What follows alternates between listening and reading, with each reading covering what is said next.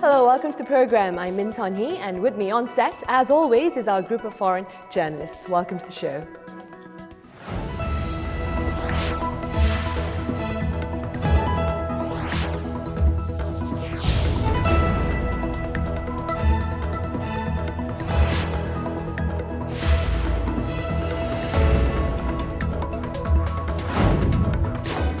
Now, it's been a week since I last saw you. What were some of the stories that caught your attention? On Saturday, I covered the massive protests that took place. Both the pro-park protest at City Hall saw an awful lot of taeguki, an awful lot of Korean national flags out there, and then went to the other protest a bit later at Gwanghwamun Square.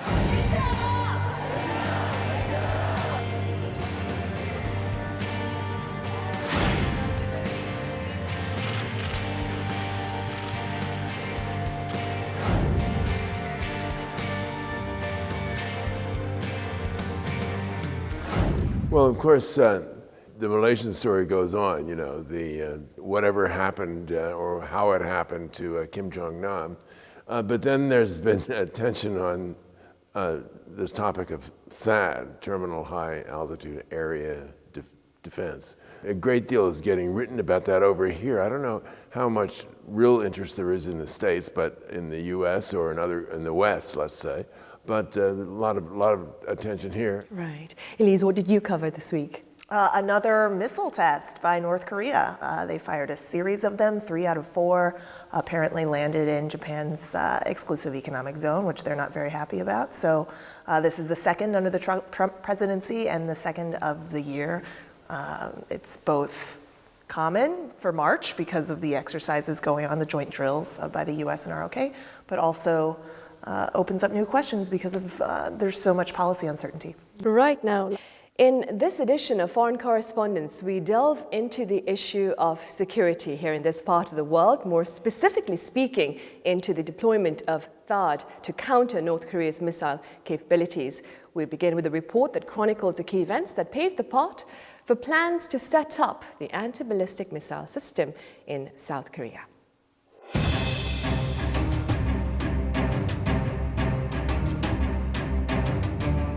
After a series of long discussions, an agreement confirming the site of deployment for the Terminal High Altitude Area Defense System was finalized. On February 28th, Lotte Group approved a land swap agreement with Seoul's Defense Ministry to provide its golf course in Seongju-gun County, Gyeongsang-buk-do Province as the site for the deployment. With the conclusion of the deal, the deployment of the U.S. missile defense system is quickly picking up speed. It was back in June 2014 when talk of deploying THAAD first surfaced. Curtis Scaparrotti, commander of the US forces in Korea at the time, was the first to recommend the placement. There's consideration being taken in order to consider THAAD being deployed here in Korea. It was a US initiative. With North Korea's evolving threat, we obviously continuously look at ways that we can improve the defense of South Korea. But until 2015, the Korean government maintained its 3-no stance, saying there was no request, no discussions, and no decision on the THAAD issue. But on January 6, 2016, North Korea conducted its 4th nuclear test. Not long after, President Park Geun-hye in her New Year's address said Seoul would review the deployment of THAAD. 북한의 핵, 또 미사일 위협 이런 것을 우리가 감안해 가면서 우리의 안보와 국익에 따라서 검토해 나갈 것입니다. Discussions quickly gained momentum, and on July 8th, Korea and the US officially announced their decision to deploy the missile defense system. 국민의 안전을 보장하고 한미 동맹의 군사력을 보호하기 위한 방어적 조치로서 주한미군의 사드 체계를 배치하기로. Deploying THAAD to the Korean Peninsula will improve our missile defense posture, which is a critical aspect of our defensive strategy. The conclusion of the deal has paved the way for deployment, but discord surrounding the anti-missile system still remains. Frank, we'll start with you then. As a foreign correspondent stationed here, I assume you covered the event as well. What was the focus of your coverage? I've covered it quite extensively. I've been down to Seongju County 5 times, including the quite large initial protest of about 30,000 residents there. The tremendous feeling that those people in Seongju town have for their beautiful town really forced, again, the ministry to move the deployment location. Right. Don, did you cover the event as well? Well, I certainly covered the missile shot, which has to do with THAAD. That's what THAAD is about, isn't it? About shooting down missiles. And there's so much controversy about that. The biggest question in my mind is, can THAAD actually shoot down one of those missiles? It costs hundreds of millions of dollars. I've looked up figures, I get wildly varying figures, but they're nothing less than hundreds of millions and over $1 billion, to install this thing. Big question, certainly, among many other big questions. Right, I'm sure. Securing a location for the deployment, like Frank, you mentioned, was quite a challenge. And like you said, earlier plans to set it up at the Songsan Artillery Base in Seongju, North Gyeongsang Province, was changed to a country club owned by Lotte Group in the same county, Seongju. 사드 체계의 군사적 효용성을 극대화하고 지역 주민의 안전을 보장하면서 건강과 환경에 영향이 없는 최적의 배치 부지로서 경상북도 성주 지역을 건의하였고. Do you believe that plans or the location, the establishment of the location, was made too hastily? Should they have conducted more field work, perhaps? I mean, taking into consideration the opposition by residents nearby.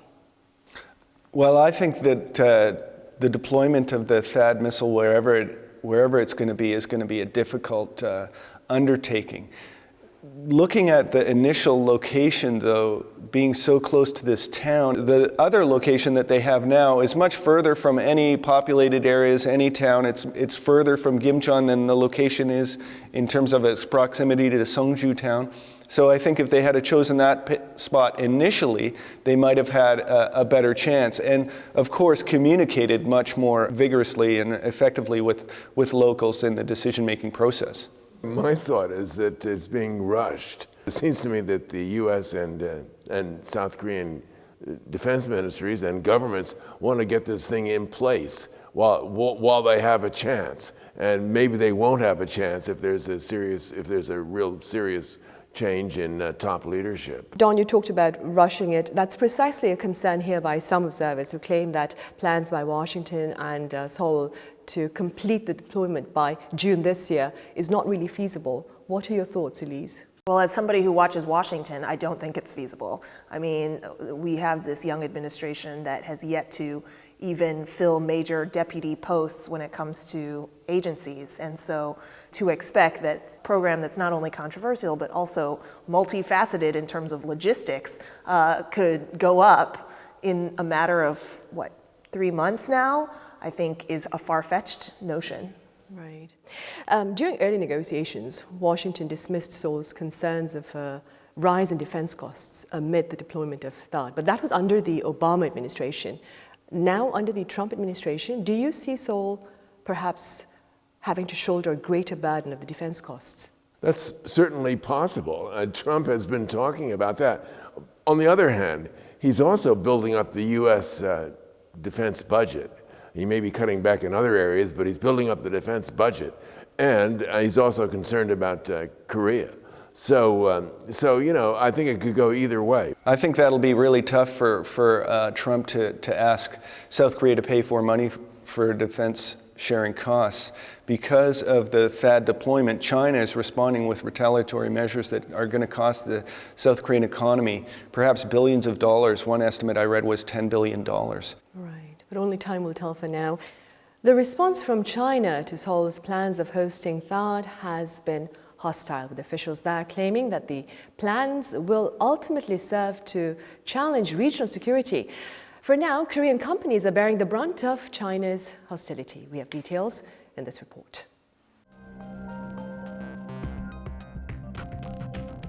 On the day that the Korean government and Lotte Group sealed the THAAD land agreement, the Chinese Foreign Ministry expressed its strong opposition, going as far as warning them of the consequences. 将坚决采取必要措施维护自身的安全利益，由此产生的一切后果由美韩负责。 From the very early stages of negotiations, China had expressed its opposition to THAAD. The conclusion of the land deal triggered an even stronger response from Beijing. Chinese media outlets unleashed a barrage of criticism against the Korean government as well as Lotte Group for providing the land. China's state-run daily Global Times said that punishing Lotte and Korea is the only choice left for China. Xinhua News warned that Lotte's provision of land for THAAD may become a nightmare for business as Chinese consumers might launch a boycott against the company. Chinese state newspaper The People's Daily posted on its social media account that if THAAD is deployed to Korea, China will not exclude the possibility of severing ties with the country. Meanwhile, anti-Korean sentiment is spreading across China. Chinese major retailers have launched a boycott of Lotte products both online and offline. 我们要支持国家呀，国家怎么做，我们要跟着国家走。我们新城超市第一时间下架韩国乐天食品，坚决拥护中国共产党。 Chinese authorities even suspended operations at dozens of Lotte Mart stores, citing a violation of fire safety regulations. China has been ramping up retaliatory measures against Korea, and now that the THAAD deployment is underway, Seoul-Beijing relations are only likely to be further strained.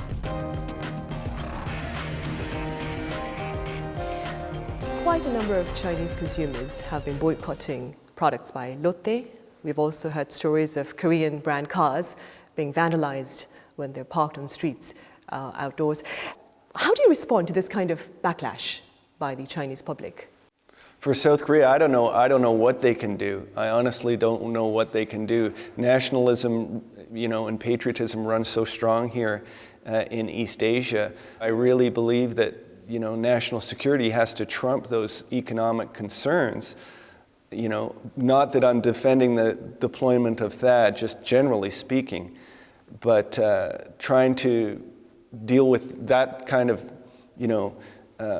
retaliatory measures, those civic-generated retaliatory measures is really quite difficult. The government might try to find some measures to compensate businesses that will be adversely affected by some national security decisions. But other than that, changing your mind based on what China wants isn't a good idea. I think changing your mind based on another analysis of this maybe is warranted, but not based on China's behavior. This certainly argues for diversification. I mean, because the Korean economy, that the Korean economy has been affected by Chinese tourists not going to Jeju or not spending as much money on makeup or cultural products being banned for like K-dramas and things like that in China. I think that has happened is evidence that Korea has been very dependent on China when it comes to just cultural trade. Live by China, die by China. But I actually think this is one of the most interesting things that's playing out in response to that, just because the way that China has chosen to retaliate is so culturally based. It's based on a lot of Korea's soft power abroad, a lot of this stuff like K-pop stars, yeah, exactly. And so it shows that it also is a signal that the Korean economy has gone so much this way, right? Like that it has built itself up on rather superficial things. But like I wonder faces. how long this Chinese response can really last. China has a terrific trade surplus with South Korea. China needs Korea. And there's also terrific Korean investment in China, Korean manufacturing. Remember, there was a similar reaction around the Senkakus, the islands that Japan controls. China challenges Japan.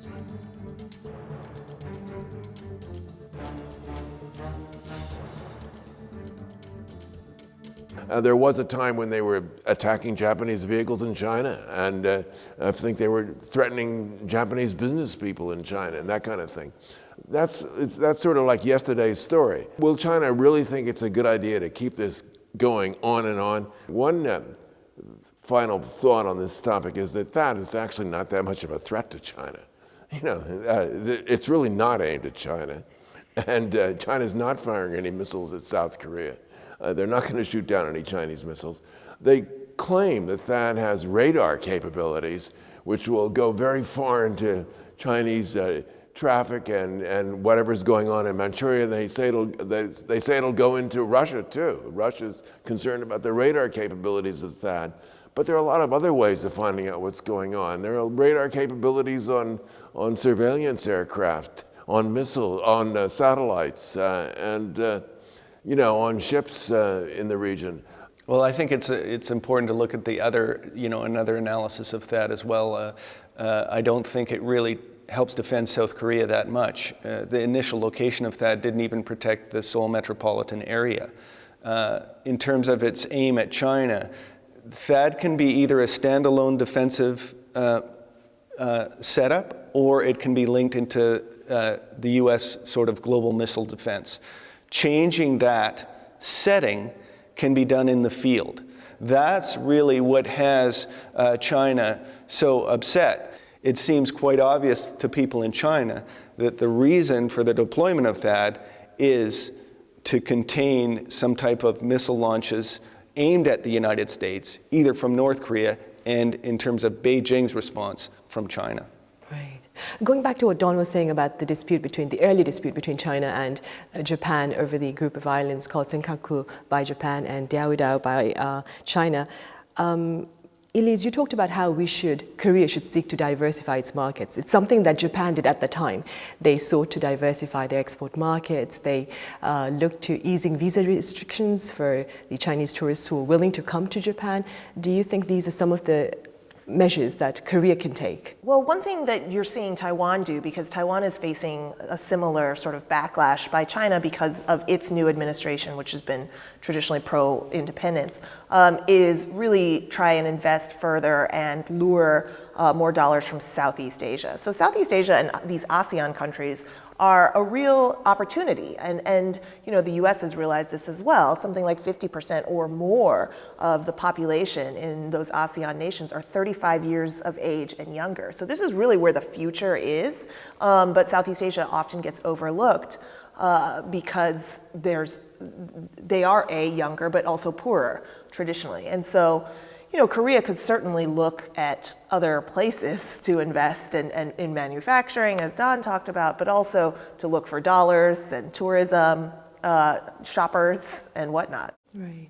If you had the chance, Don, to go to China to cover this contentious issue, who would you interview and what would you ask?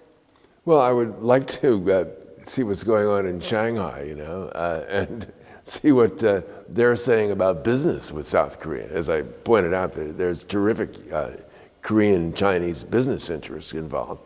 And, obviously you'd want to ask in Beijing, is this thing really a danger to you? What are you afraid of, Nobody's going to fire these things at you, which is what I'm sure what the American diplomats and so forth are saying, perhaps in in more subtle language. And, it'd be interesting to see what the impact really was on popular Chinese thinking on, Chinese. There's a lot of Chinese fans of K-pop, by the way, and a lot of Chinese love to go to Korea for shopping, for sightseeing and so forth. Which is why experts here claim that the Chinese government will ultimately fail to rein in the interest of young Chinese people because of Hallyu.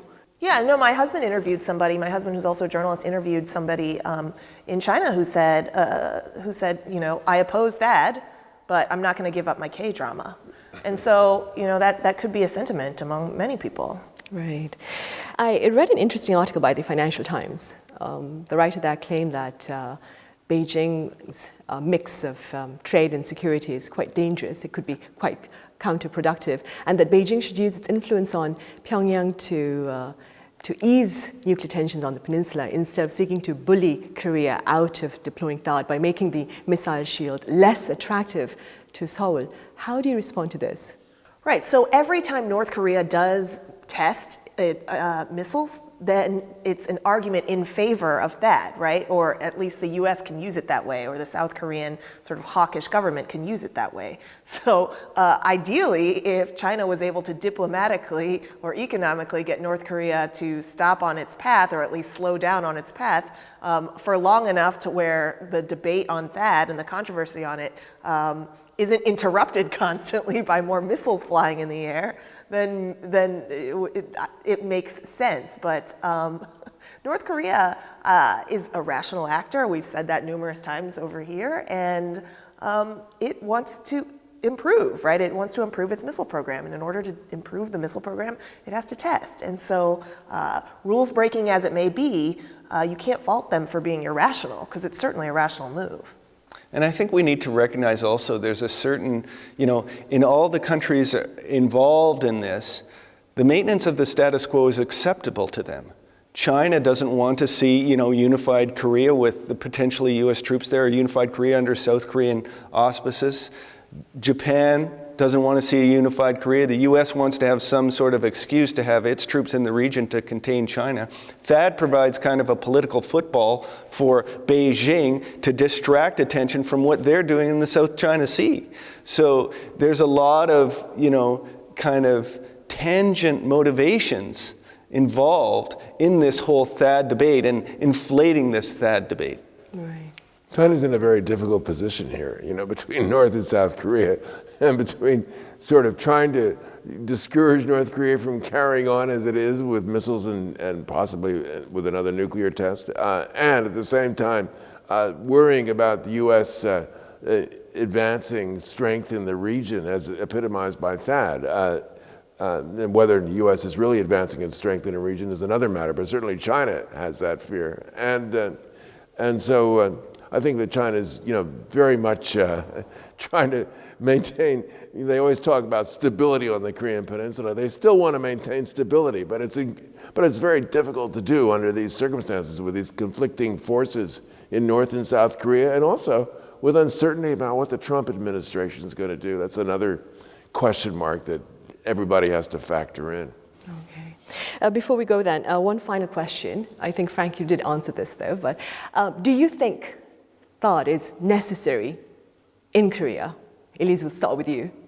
Well, it depends on how you look at it, is the answer. I mean, I'm going to have to answer like a journalist, which is if it actually works and it's worth the cost, then yes, it provides the security blanket that South Koreans want. But frankly, artillery could take out Seoul, and we've known that and we've mentioned that again and again. And so my personal view is that there should be fuller debate among South Koreans about their own future and how they want their tax dollars to be spent. And it's not really up to me, the foreigner journalist, to make that call. When you come right down to it, though, my deepest hope is that we'll never know if THAAD was useful because it will never have to fire at an incoming missile. I'm hoping it just sits there and nothing happens, and there it is. And meanwhile, the only people who really will lose will be the American tax-paying public, which has to pay hundreds and hundreds of millions of dollars for this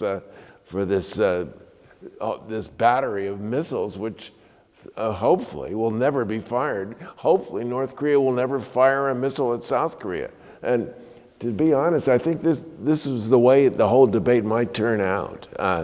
We've been waiting for years for North Korea to unleash its artillery on the Seoul Incheon area, and it hasn't happened yet, thank goodness. And I would hope that North Korea will, after they've tested their missiles for all their missile tests, I would hope they would never fire one in anger, as they say. They would never fire one for real in combat. And we'll never know if THAAD was an adequate defense because it will never have to be used to defend South Korea. That's my hope. That's my hope too. Elise, we discussed the THAAD here in Korea, the deployment of THAAD in Korea, and about tensions between South Korea and China because of such plans. How do you assess today's discussion? Well, like I said, I think it's most interesting to watch China arguably overreact to all of this, and the way that South Korea is then having to overreact to China's overreaction by worrying so much. Generally, I think the sentiments expressed by all of us is that this won't, a year from now when we're sitting here, the conversation will have turned drastically and it won't be the same sort of frenzy that it is now. We'll keep our fingers crossed. Former US President John F. Kennedy once claimed, domestic policy can only defeat us, but foreign policy can kill us. Accordingly, with these words in mind, I rest assured that you'll join me when I call for hopes of sincere understanding and constructive diplomacy on controversial issues by nations involved. Thank you for watching.